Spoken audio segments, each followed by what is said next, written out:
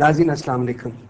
मेरे मेहमान का ताल्लुक उस इलाके से है जिसे हम पाकिस्तान में मकबूजा कहते हैं और हुकूमत हिंदुस्तान उसको अपना अटूट अंग समझती है।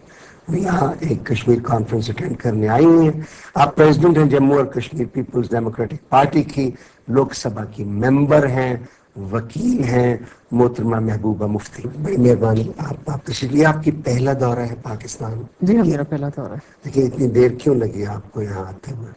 पिछली 1-1.5 साल पहले भी पगवॉश कॉन्फ्रेंस के लिए हमें इनविटेशन मिला था, पर कुछ मसरूफियात की वजह से हम नहीं आ पाए। क्योंकि काफी लीडर तो आए थे पिछले साल, जी मैंने हाँ, देखे थे। हमारी अपनी ऑलरेडी कुछ मसरूफियात थी जिस वजह से नहीं आ सके। अच्छा जी बहन, हम आपको देखा था, आपके बारे में पढ़ा है, लेकिन हम जो देखने वाले हैं वो आपके बारे में और कुछ जानना चाहेंगे। तो बताइए कि आपकी पैदाइश किस जगह की है? मैं जम्मू कश्मीर कश्मीर के एक गाँव में पैदा हुई हूँ, अनंतनाग, जिसको हम इस्लामाबाद भी कहते हैं, वो डिस्ट्रिक्ट में एक गाँव है। अच्छा, अपने ननिहाल में मेरी पैदाइश हुई है। कि तो आपकी तालीम कहाँ कहाँ हुई? मेरी तालीम कुछ गाँव से शुरू होके श्रीनगर में प्रेजेंटेशन कॉन्वेंट स्कूल में, फिर जम्मू के कॉलेज में, फिर कश्मीर यूनिवर्सिटी में मैंने लॉ किया हुआ है। अच्छा, जब आप लॉ करने की, हम तो खैर स्ट्राइक कर रहे हैं इसलिए कि यहाँ लॉ प्रैक्टिस नहीं हो रहा। अच्छा, आपने लॉ क्यों किया? नहीं, बेसिकली मेरे पेरेंट्स चाहते थे मैं डॉक्टर बनूं, पर चूंकि लटर मस्ती हुई कोई 12वीं जमात में 10+2 में, मैंने सोचा खुद ही नंबर आ जाएंगे।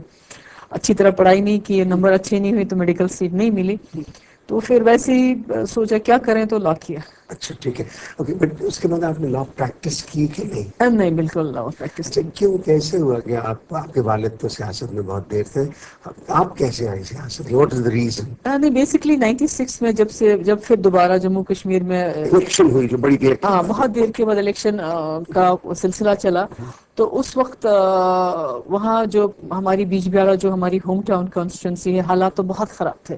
तो कोई कैंडिडेट नहीं मिला, सही कैंडिडेट वहां से खड़ा होने के लिए, क्योंकि बहुत खौफ था, मिलिटेंसी का बड़ा दबाव था। तो मेरे छोटे भाई हैं, तसद्दुक उनका नाम है, तो उनका किसी ने जिक्र किया, क्योंकि बाहर का कोई आदमी तैयार नहीं था, पर वो उन्होंने कहा मेरी एज छोटी है, मैं 6 महीने छोटा हूँ, ही मेड एन एक्सक्यूज। तो उसके बाद किसी ने कहा ठीक है, महबूबा को कह दो।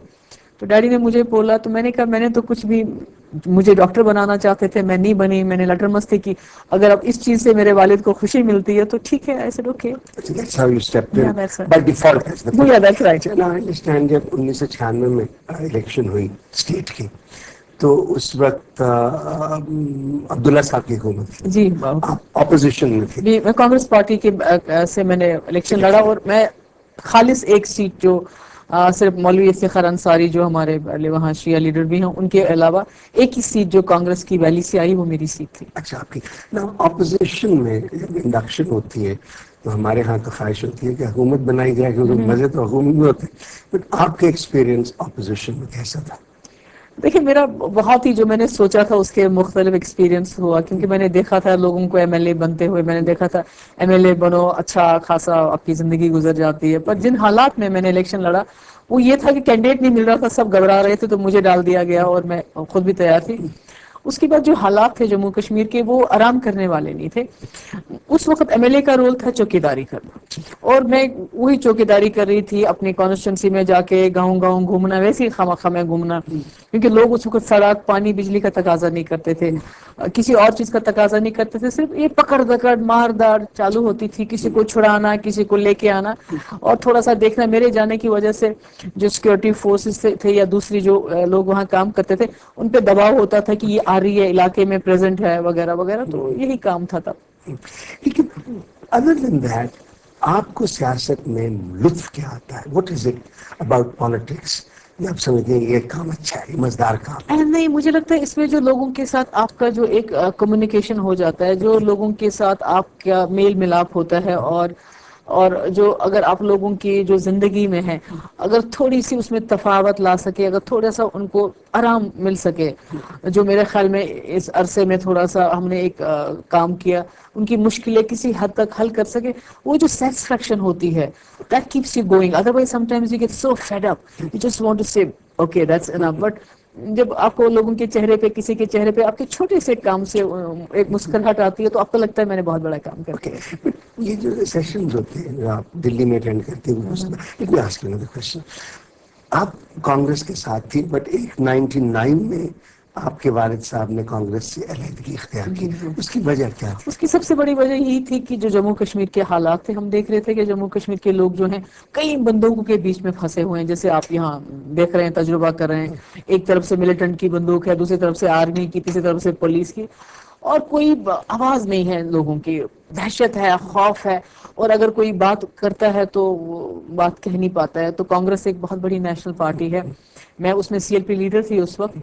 तो जब हम बात करते थे, कोई ऐसा मुद्दा उठाते थे जहां पर किसी सिक्योरिटी फोर्सेस के किसी ने ज्यादती की होती थी या ऐसी कोई चीज करते थे, मुझे लगता था कहीं डिस्कम्फर्ट हो रहा है, बिकॉज नेशनल लेवल की पार्टी में ये चीजें आप नहीं कह सकते हैं। इन चीजों के खिलाफ आवाज उठाने में थोड़ा कहीं डिस्कम्फर्ट हो रहा है। और दूसरा मुझे लगता था नेशनल कॉन्फ्रेंस जो रीजनल पार्टी है, जिनके साथ लोगों की बहुत उम्मीदें वाबस्ता थी, इसीलिए उनको वोट भी मिला था, उन्होंने बीजेपी के साथ एक अपना अलायंस किया। उस वजह से वो बिल्कुल एक सेंट्रल पार्टी जैसे हो गए। तो एक वैक्यूम हो गया था, एक जगह खाली थी जम्मू कश्मीर में जहां लोग चाहते थे हमारी कोई आवाज बने, सच कोई बोले, कोई हमारी तरफ से भी कोई बोले।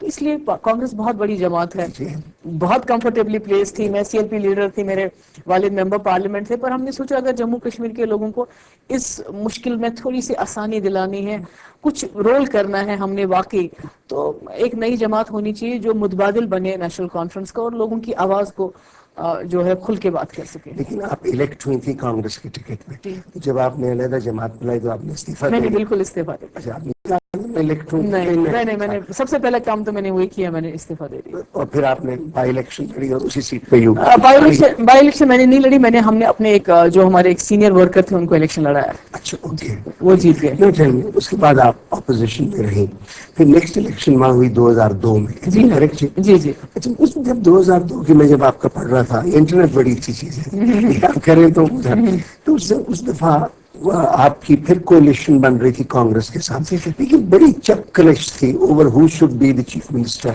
No, it wasn't not just the chief नहीं, इट्स नॉट चीफ मिनिस्टर के पे क्यों था वो मैं आपको बता। दो चीजें थी।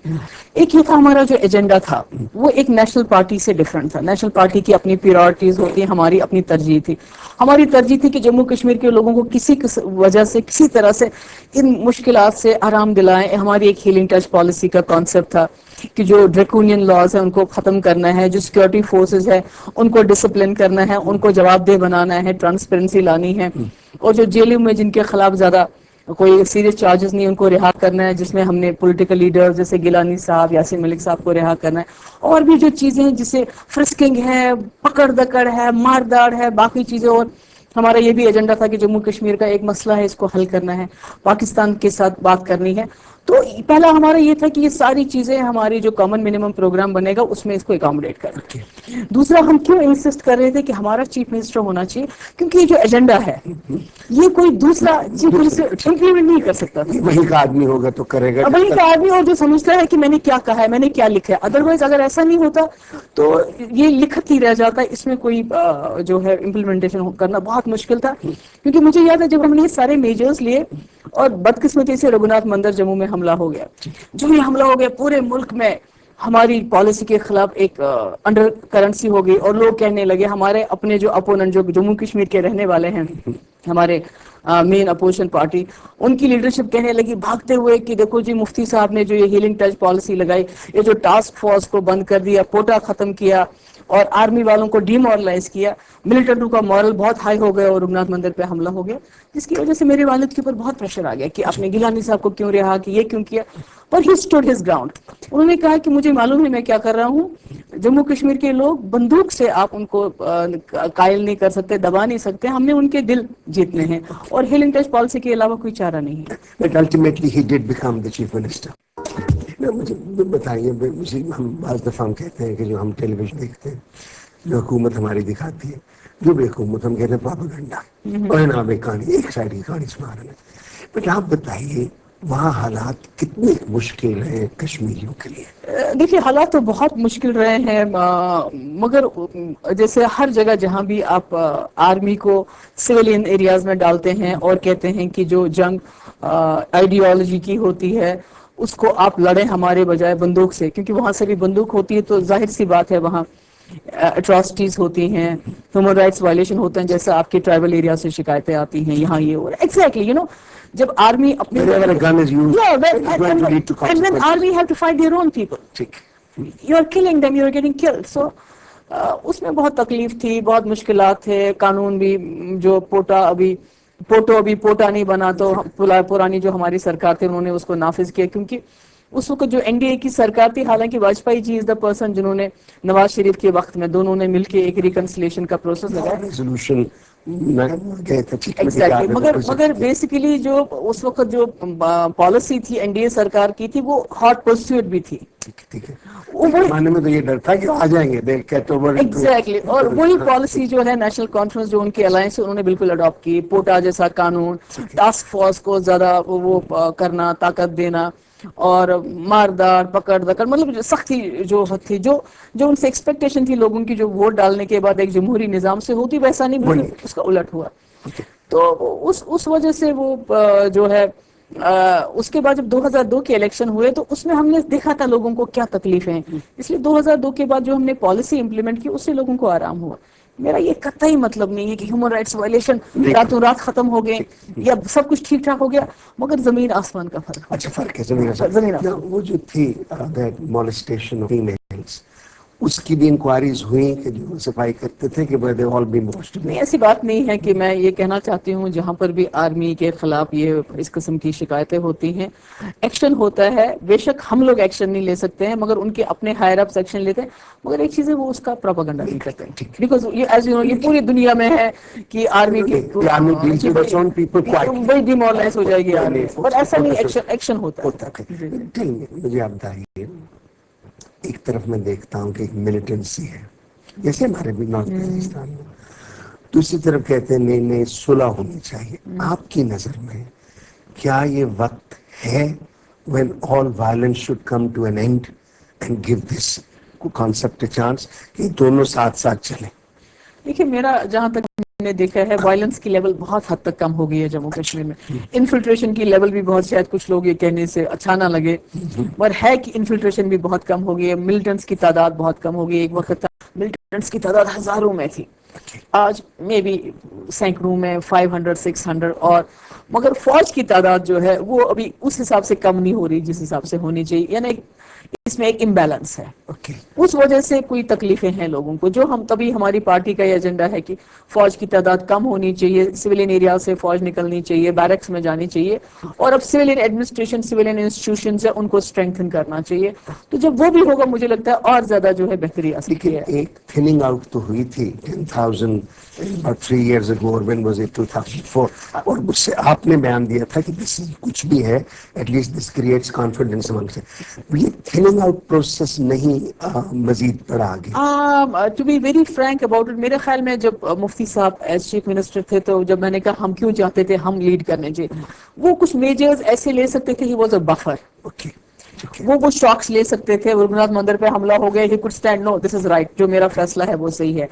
मगर जब आपके नेशनल पार्टी, जब आपकी गवर्नमेंट लीड करती हो, तो उनको there all the time looking back कि पूरे कंट्री में क्या रिएक्शन होगा हमारे इस एक्शन का, because there are political opponents जो उनकी इस चीज को एक्सप्लॉइट करने के लिए तैयार रहते हैं। तो मेरे ख्याल में फौज में जो आप कह रहे हैं 10,000, वो तब हुआ था जब 2004 में जब हमारे प्राइम मिनिस्टर मनमोहन सिंह जी कश्मीर आने वाले थे, तो नवंबर में उन्होंने वहां ऐलान किया था दिल्ली से कि जम्मू कश्मीर के हालात में बेहतरी आ रही है और हम वी कैन कंसिडर, हम इस पे ट्रूप्स को कम करने के बारे में ख्याल कर सकते हैं, और उसके बाद शुरुआत हुई थी।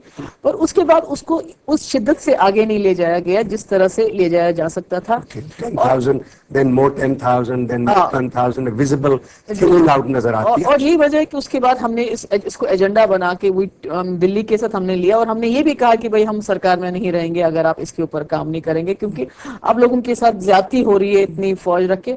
और उसी वजह से प्राइम मिनिस्टर ने वो कमेटीज बनाई डिफेंस मिनिस्टर के अंदर, और स्कूलों से कॉलेजों से फौज को धीरे धीरे निकाला जा रहा है, मगर जिस तरह से निकलना चाहिए अभी हम उसमें नहीं निकल। अच्छा, आप मुझे बताइए, मैं जब हमारे भी कश्मीर के लीडर्स हैं, मैं उनकी गुफ्तगू सुनता हूँ, कयूम साहब को सुनता हूँ, प्राइम मिनिस्टर थे उस दिन चौधरी साहब, बैरिस्टर सुल्तान महमूद थे, मुझे लगता है कि जब ये गुफ्तगू करते हैं तो डाइवर्स व्यूज हैं। आपके यहाँ भी सिंगल वॉइस आइडिया है कि डाइवर्स व्यूज है? नहीं देखिए, नहीं मतलब ऐसा नहीं है कि एक जैसे ख्यालात हैं, मगर सबके ख्याल हमें मालूम भी नहीं है। अच्छा। कुछ लोगों के बारे में हमें मालूम ही नहीं वो क्या सोचते हैं, उनका एजेंडा क्या है, वो क्या कहाँ तक जाने के लिए तैयार है। और कुछ पार्टीज का एजेंडा है बड़ा स्ट्रेट है, कांग्रेस का अपना एक एजेंडा है, नेशनल कॉन्फ्रेंस का एजेंडा है, हमारा एजेंडा है। पर अगर आप हुर्रियत वालों की एपीएचसी की बात करें तो उनका एजेंडा अभी तक जो सामने क्रिस्टलाइज हो के क्रिस्टलाइज सामने होके सामने। ओके।